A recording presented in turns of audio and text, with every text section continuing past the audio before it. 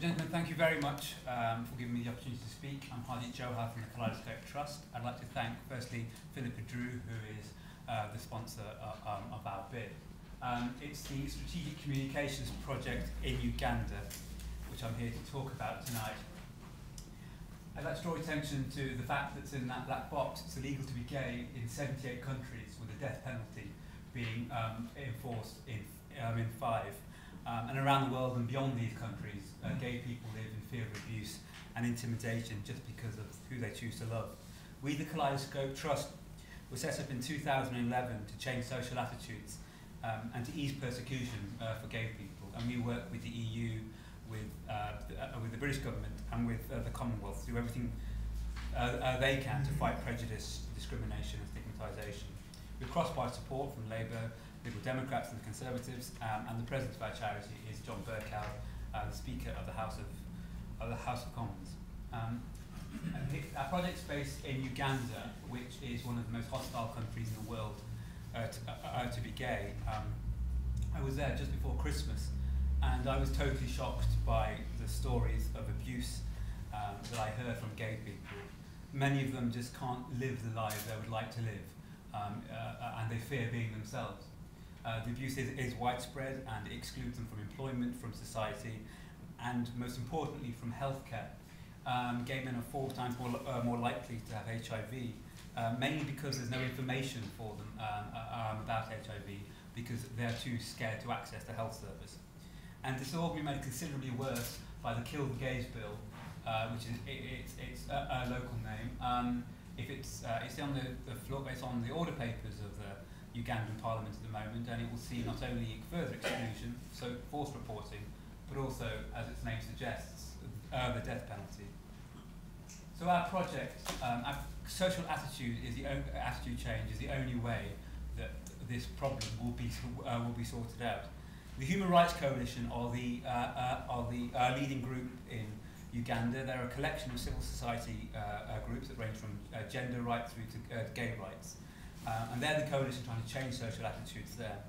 They have identified that their key weakness is communication, and they've invited us to help them, mainly because it's one of our key strengths. Communication is what we do as an organisation very well, and we are able to enact social change through our strong skill base. And we've done that in Trinidad and Tobago, which is the ultimate result of which was a letter from their Prime Minister following a meeting with our director committing to repealing the anti-homosexuality law. So that's how effective we are as an organisation. We're going to do our communication project through a series of workshops which will be delivered on a variety of areas, and they will launch an effective counter-offensive for the coalition. And how we are going to actually do this is we're going to train 20 of the key actors in the coalition's groups. They will then filter down this information to their own groups, and then so we can ensure that teaching and learning is strongly spread. And when I was there, I was shocked to see how woefully inadequate their communication skills are, given the tremendous task ahead.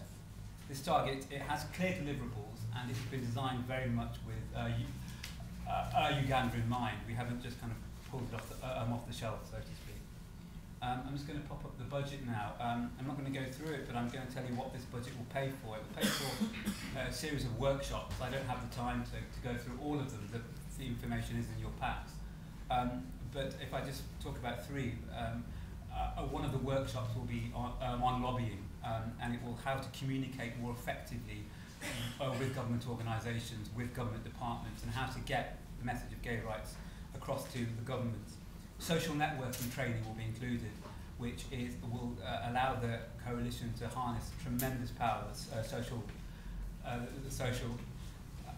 networks and Facebook and so on can allow. And more importantly, we're going to do training on media engagement, which they are just not able to do at the moment. I was with one of their key activists, a very famous man on the international scene, and he simply couldn't do a press release, and he couldn't talk to the press. This project will allow us to have key deliverables. There will be more exposure for the gay argument. They will allow straight allies, of which there are quite a few, but they just aren't being heard at the moment, to have their voice. It will challenge strong social misconceptions, and it will allow for a conversation. And all of this will result in social attitude change. I'm now going to bring up the slide. Now it's going to be, it's quite a horrific slide, so if it offends you, please turn your eyes and I'll tell you when it's over. This slide was taken in 2005, and it's of a gay man being stoned to death in Uganda. I am a gay man. If I was in Uganda, this would be my fate, potentially, not safe, definitely. This issue is not, ladies and gentlemen, a gay issue just for gay people. This is a human rights issue, and I implore you all to do all you can to help us, help the coalition, change the attitudes which allows that man to hold that stone. Thank you very much.